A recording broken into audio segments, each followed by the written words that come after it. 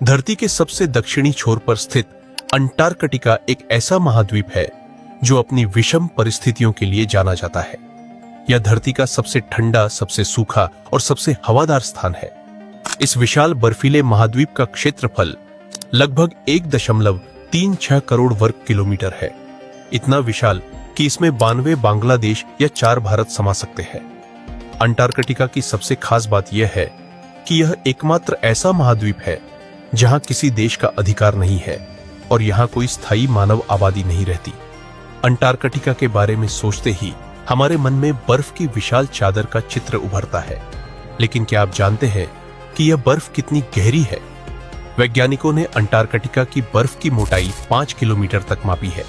इसकी कल्पना करें, अगर दुनिया की सबसे ऊंची इमारत बुर्ज खलीफा, जो लगभग 830 मीटर ऊंची है, के 6 टुकड़ों को एक के ऊपर एक रख दे, तो भी वह इस बर्फ की चादर की ऊंचाई के बराबर नहीं हो पाएगी। इस बर्फीले कवच का अधिकांश हिस्सा जमीन पर टिका है, लेकिन इसका पश्चिमी भाग समुद्र पर तैरता है।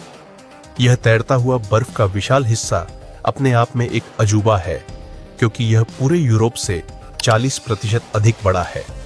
वैज्ञानिकों के अनुसार अगर अंटार्कटिका की यह विशाल बर्फ की चादर कभी पिघल गई तो दुनिया भर में समुद्र का स्तर इतना बढ़ जाएगा कि कई तटीय शहर पानी में डूब जाएंगे और विशाल सुनामी आएगी।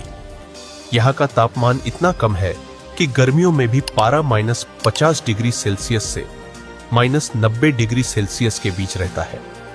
जून जुलाई के महीनों में तो यह ठंड हड्डियों को जमा देने वाली होती है। लेकिन ठंड ही इस महाद्वीप की एकमात्र चुनौती नहीं है, यहाँ की हवाएं भी अत्यंत विनाशकारी है। अंटार्कटिका में 300 किलोमीटर प्रति घंटे की रफ्तार से तूफानी हवाएं चलती है, जो किसी भी इमारत को पल भर में ध्वस्त कर सकती है। अंटार्कटिका में 300 किलोमीटर प्रति घंटे की रफ्तार से तूफानी हवाएं चलती है, जो किसी भी इमारत को पल भर में ध्वस्त कर सकती है।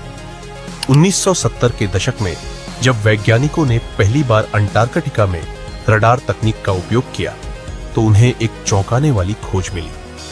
3 किलोमीटर मोटी बर्फ के नीचे 400 से अधिक झीलें मौजूद थी, जो हजारों वर्षों से इसी तरह दबी हुई थी। इनमें से सबसे बड़ी झील वोस्तोक झील 1990 में खोजी गई थी, जो बर्फ की चादर के 4 किलोमीटर नीचे स्थित है। अब आप सोच रहे होंगे कि इतनी गहराई में झीलें कैसे पानी के रूप में बनी रह सकती है, जबकि ऊपर की बर्फ जमी हुई है। वैज्ञानिकों के अनुसार इसके 2 मुख्य कारण हैं। 1, बर्फ के अत्यधिक दबाव के कारण पानी तरल अवस्था में बना रहता है। 2, पृथ्वी के कोर से निकलने वाली ऊष्मा इन झीलों के तापमान को सामान्य बनाए रखती है।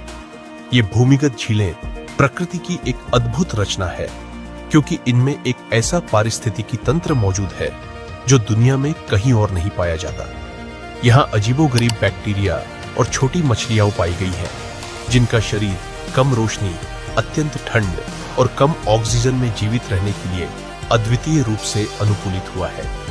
इन जीवों की ऊर्जा का मुख्य स्रोत मिट्टी से निकलने वाली मीथेन गैस है। 2022 में वैज्ञानिकों ने उपग्रह छवियों के माध्यम से अंटार्कटिका के लार्सेन बी आइस शेल्फ पर एक विशाल दरार देखी। यह दरार पहले कभी नहीं देखी गई थी और वैज्ञानिक इसके रहस्य को जानने के लिए उत्सुक हो गए। उन्होंने हॉट वाटर ड्रिल की मदद से एक कैमरा 500 मीटर गहराई तक भेजा और जो दृश्य सामने आया वह अविश्वसनीय था। बर्फ के विशाल खंड के ठीक बीच में एक गुप्त नदी बह रही थी और इस नदी में अजीब जीव एम्फीपोड्स तैर रहे थे।